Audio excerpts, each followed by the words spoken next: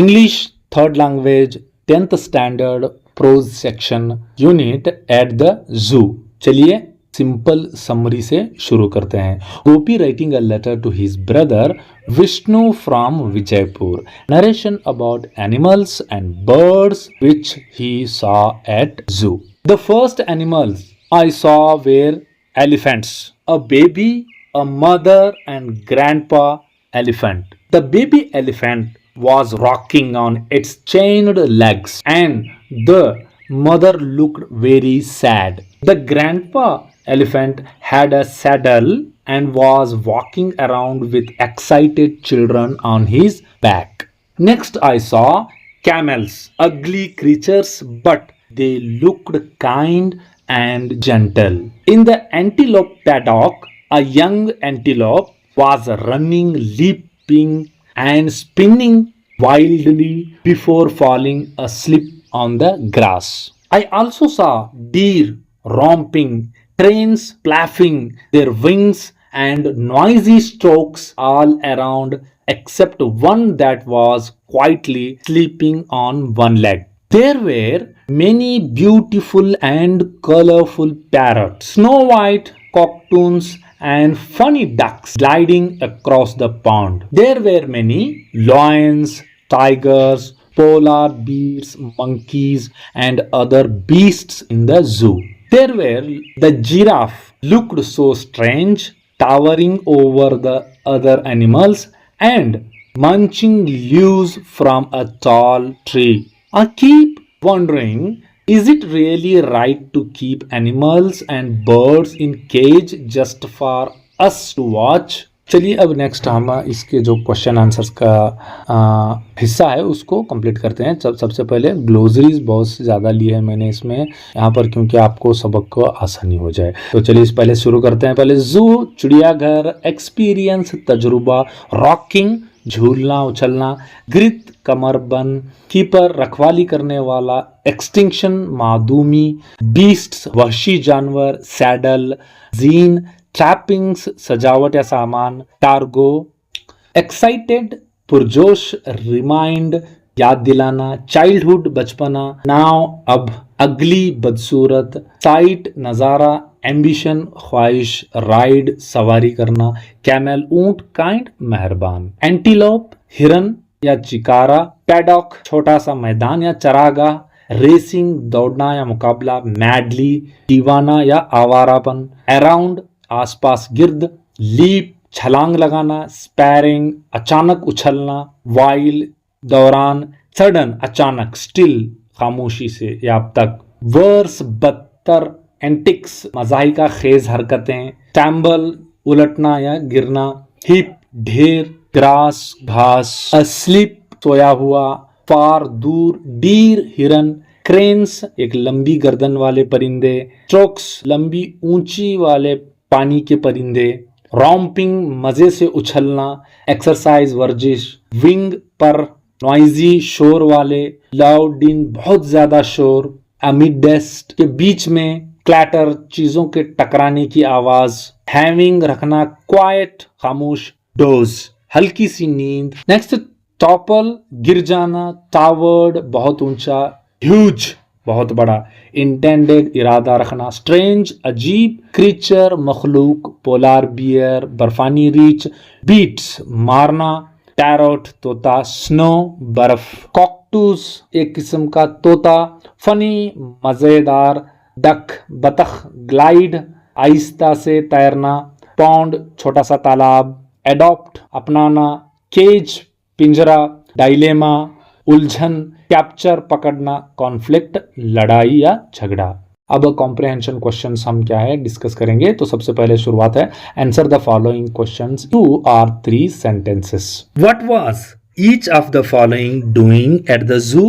The baby elephant, the young antelope, the giraffe. तो इसमें से ये 3 क्या कर रहे थे जू में से. तो यहाँ पर हमारा आंसर है the baby elephant was rocking, वो झूल रहा था, कूद रहा था. इट्स चेन्ड लेग्स, बांधे हुए पैर के जरिए से. The young antelope was racing around madly, तो वो रेस लगा रहे थे और आवारापन जैसा, दीवाना जैसा। The giraffe was standing by a huge shed and eat the leaves from the tall trees.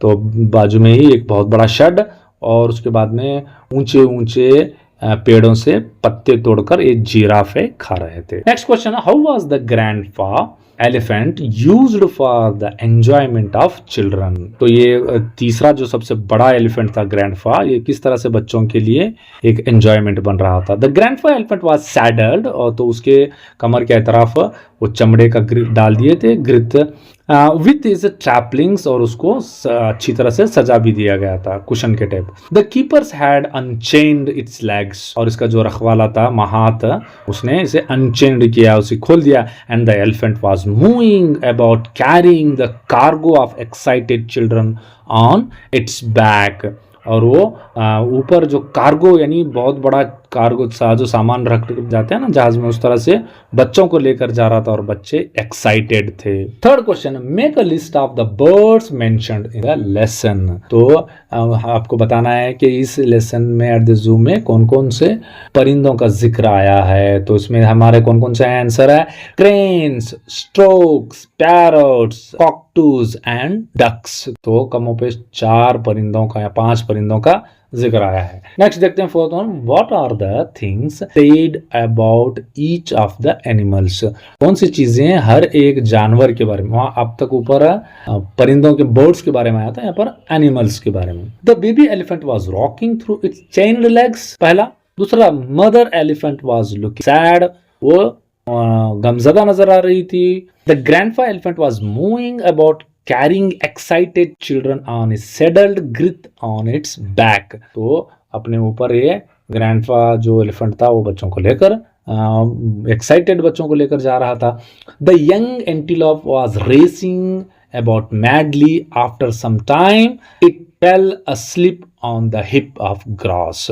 तो एंटीलोप जो क्या है यहाँ पर, और एक हिरन जो है वो रेसिंग कर रही थी, आवारापन या तो दीवानापन जैसा, फिर वापस आकर वो घास के ऊपर क्या है सो गई। द डीर वेर रॉम्पिंग, ये भी छलांग लगा रहे या तो रेसिंग कर रहे थे। The cranes were having their daily wing exercise, और क्रेन्स अच्छा खासा उन्होंने भी एक्सरसाइज कर रहे थे। देखो सब परिंदे सब जन कर रहे हैं, हमें नहीं करते। The storks were making a loud din, ये दुनिया का आवाज कर रहे थे उन्होंने। Another stork was having a quiet doze standing on one leg, ये एक बेचारा एक पैर के ऊपर सो रहा था। The funny ducks were gliding across the pond, और जो डक्स थे वो मजाहिया तैर रहे थे तालाब में। नेक्स्ट अब हमारा यहाँ फिफ्थ में का हम देखेंगे कि ये study the beginning and ending of this letter and से who is writing it and to whom। What words would you use at the beginning and the ending of the letter when you write to your father, your friend और a stranger। तो हमें ये सवाल पूछ लिया है, तो आपको लेटर राइटिंग का है। तो देखो लेटर, वैसे तो लेटर राइटिंग को 5 मार्क्स है तुमने, तो इसमें कैसे आप फादर को बिगिनिंग में क्या करेंगे, डियर फादर, या तो रिस्पेक्टेड फादर भी कह सकते हैं आप। डियर फादर बहुत अच्छा लगता है। Lovely father, loving father. हाँ, एंडिंग क्या करेंगे, यूर अफेक्शनेट सन। फ्रेंड को क्या करेंगे, सेम, डियर फ्रेंड। उसके बाद में एंडिंग में your best friend name, ending में यूर बेस्ट फ्रेंड नेम कर बोल के वन नेम डालेंगे। अगर स्ट्रेंजर को आप ऑफिसर को लिख रहे हैं, कोई बाहर की पंचायत, कोई और भी दूसरे ऑफिशियल लेटर में, वहां क्या लिखेंगे, डियर सर। लास्ट में क्या करेंगे, यूर फेथफुली या यूर ओबीडियंट। तो इस तरह से। नेक्स्ट अब वोकैबुलरी का पार्ट हम देखेंगे। तो इसमें ये read the following names animals and make a list of them. 3 categories as shown in the, आपके दर्सी किताब में टेबल दिया है, उसमें पेट एनिमल्स, वाइल्ड एनिमल्स और reared for milk and meat. तो ये पालतू जानवर और जंगली जानवर, और उसके अलावा आप गोश्त और दूध के लिए कौन से जानवर पालते हैं उसमें देखिए। तो पहले पेट में डॉग है, रैबिट है, कैमल है, काव है, बिल्कुल। वाइल्ड एनिमल्स में tiger, lion, elephant, deer, giraffe, rhino और जिब्रा। और जो दूध और गोश्त के लिए जिनको पालते हैं वो कौन कौन से हैं, फिश है, और उसके बाद में सुअर है, और उसके बाद में शीप है, गोट है, और उसके बाद बेफालो एंड काव। नेक्स्ट हम देखेंगे match the following the animals with the places they way are kept. तो कौन कौन से जानवर कहाँ कहाँ का जो मस्कन कौन सा है, जैसे आप अपने घर में रहते हैं वो कहाँ रहते हैं। जिराफे देखिए शेल्टर में रहता है, टाइगर डेन में रहता है गुफा में, बर्ड्स केज में रखे जाते हैं और डॉग्स उनके नेस्ट में रहते हैं, और डॉग्स जो है वो कैनल बनाते हैं उनका छोटा सा घर, और उसके बाद में फिश क्या है नेट या तो हमारे एक्वेरियम में रखे जाते हैं। जो तुम्हारी किताब में दिया वही लिखना है ना, इसीलिए यही लिखा गया। अब नेक्स्ट यहाँ पर है लैंग्वेज एक्टिविटी दिया गया है, write the following in 2 ways. तो यहाँ पर जो किस तरह से 2 वेज लिखा जाता है, तो एक पहला देखिए ये एकदम सीधा आपको लिखाएगा कैसे, she bought a new car, ये आसान सा जुमला है। उसको इस तरह भी लिखा जा सकता है इनडायरेक्ट में से, पैसिव में से। कैसे लिखेंगे पैसिव में से, a car a new car was bought by हर, तो उसके जरिए से नई कार खरीदी गई। नेक्स्ट सेकंड वन देखते हैं, रक्षिता किल्ड अ स्नेक। तो a snake was killed by Rakshita, एक ही लफ्ज है, तो हमें सेकंड पर्सन जब बोलता रहता है इनडायरेक्ट में से पैसिव में, उस तरह से ये बोलेंगे हम। Sheila prepared a food, the food was prepared by Sheila, तो गिजा उसके जरिए से बनाई गई। He posted a letter, a letter was posted by him. तो यहाँ पर आपको 1 मार्क्स जरूर आएगा इसमें से, डायरेक्ट इनडायरेक्ट में से, तो इसे आप अच्छी तरह से देख लें। नेक्स्ट इसमें कहा है कि इसमें write a letter to your friend to giving him an account of your visit to market place और म्यूजियम करके यहाँ पर आया है। तो हमें सबसे पहले क्या करेंगे, ये यूर फ्रेंड का है यानी पर्सनल लेटर है, तो सबसे पहले देखिए यहाँ पर अपना गांव लिखेंगे। आज की डेट है अप्रैल 6 2025, तो किसको लिख रहे हैं, आपके अपने दोस्त को लिख रहे हैं। कौन है आपका दोस्त यहाँ पर, डियर फ्रेंड दाऊद मुल्ला, हाँ मेरा चड्डी दोस्त है। अब मैं आपको ये म्यूजियम का एक लेटर मैंने यहाँ पर लिखा है कि आप म्यूजियम को विजिट करेंगे तो वहाँ पर कौन कौन सी चीज़ें किस तरह से हैं, थोड़ा सा आप इसको पॉज करके देख लें। फिर लास्ट में जो आपको ये 5 मार्क्स का होने की वजह से लास्ट में किस तरह से लिखना है वो देखिए, looking forward to hearing from you soon और योर फ्रेंड JDM। तो ये पूरे इस तरह के स्टेप्स आपको फॉलो करना है इसमें। नेक्स्ट हम देखते हैं right 2 paragraphs on any one of the followings. तो यहाँ पर 1-2 चीज़ें दिया है, डॉग एंड कैमल दिया है, तो मैं कैमेल्स के बारे में लिखा हुआ हूँ यहाँ पर। आप इसको आराम से पॉज कर लें और सुकून से लिख लें, क्योंकि ये आपके मश्की किताब में से हैं ये चीज़ें। ये आपको एक तो इससे आपको अंग्रेजी लैंग्वेज अच्छी प्रैक्टिस होगी, और आपको आगे चलकर आप PUC अंग्रेजी में ही पढ़ना है, तो आपकी अंग्रेजी भी अच्छी होगी और एग्जाम में बहुत बड़ा आपको फायदा हो। तो इसके बाद में चंद इजाफी आंसर्स हैं आपके लिए, क्वेश्चन आंसर्स। तो पहला जो इस स्लाइड्स में जो मैंने आपको कम पेज 5 रखा है, तो पहला जो क्वेश्चन है, what was the cranes doing at the जू। ये पहले ही क्वेश्चन में हमारा दूसरे क्वेश्चन में आ चुका था, फिर भी अलग अलग करके मैंने रख दिया है। और 5वां जो है, what did he write about in the letter, किसके ताल्लुक से, वो जू के ताल्लुक से। गोपी ने अपने विष्णु भाई के लिए जू के ताल्लुक से लिखा है। अब सेकेंड जो इजाफी क्वेश्चंस का जो है वो मैंने इसमें 10 तक के रख दिए हैं, 6 से 10 तक का। How is giraffe different from the other animals, तो ये किस तरह से अलग है, मुतफर्रिक है। तो आखिरी जो उसका आंसर भी दे दिया गया है। 10th वन देखिए, how was stroke standing in the zoo, ये किस तरह से खड़े हुए थे, एक पैर से खड़ा हुआ था ना, तो ये इसके क्वेश्चन आंसर यहाँ पर हैं। और नेक्स्ट अब जो मेरा 3rd स्लाइड है जो इजाफी जो है उसमें से 11th वन देखिए, which was the strange animal. देखिए क्वेश्चन वही जो ये जिराफे के बारे में हो रहा है, और इसमें से 12 तक कौन से ये इजाफी क्वेश्चन है 1 मार्क के। अब 2 मार्क्स का भी इसमें 2 क्वेश्चन मैंने यहाँ पर रख दिया है। जो दूसरा जो क्वेश्चन है, make a list of animals mentioned in the lesson, ये रिपीट भी हुआ है, फिर भी आप इसे अच्छी तरह से देख लें। तो इसमें ये जो नेक्स्ट वाला जो साइड आपके सामने जो नजर आया, इसमें 3rd वन देखिए, what was the young antelope doing. तो young antelope doing 3rd one. और 6th वन का जो आखिरी जो क्वेश्चन है, what were the storks doing zoo, तो ये 2 मार्क्स का है, तो इसीलिए थोड़ा सा ज्यादा होता है, यहाँ पर थोड़ा तफसील भी लिखना पड़ेगा आपको। तो ये जो नेक्स्ट हमारा जो स्लाइड है, ये सब इसमें 7th क्वेश्चन है, make a list of birds mention in the lesson. ये भी रिपीटेड है लेकिन थोड़ा सा इसमें ज्यादा है, स्नो वाइट भी आ गया है, फनी डक्स, और जो 9th वन है, how was grandpa elephant used for enjoyment of children. तो ये क्वेश्चंस के साथ में ये वो स्लाइड खत्म होता है। नेक्स्ट जो हमारा स्लाइड है, इसमें मैंने सिर्फ 2, 10 और 11 के रख दिए हैं। ये 3 मार्क्स के लिए आ सकते हैं, इसमें 2 और 3 मार्क्स के लिए।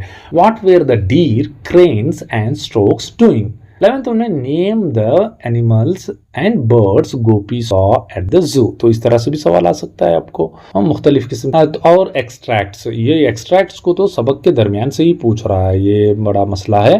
तो इसमें देखने पहले हमें, तो हमारा ये इजाफी है, I have a dilemma in my mind, ये फर्स्ट है। नेक्स्ट हम second, but alas I was no longer a child. देखिए कौन किससे कब, ये सारी चीजें यहाँ पर एक्सट्रैक्ट में आरसी में दिया गया। थर्ड वन देखिए, I was first were the elephant, I saw first were the elephants. तो fourth one, what a strange creature this animal is, ये फोर्थ वन का है। और उसके बाद में 5वां देखिए, okay let me write detail about the subject in my next letter. और उसके बाद में जो उसके अलावा 3 और 4 मार्क्स के जो और भी क्वेश्चंस बन सकते हैं इसमें से, वो इजाफी मैंने यहाँ पर रख दिया है। कुल 4 हैं।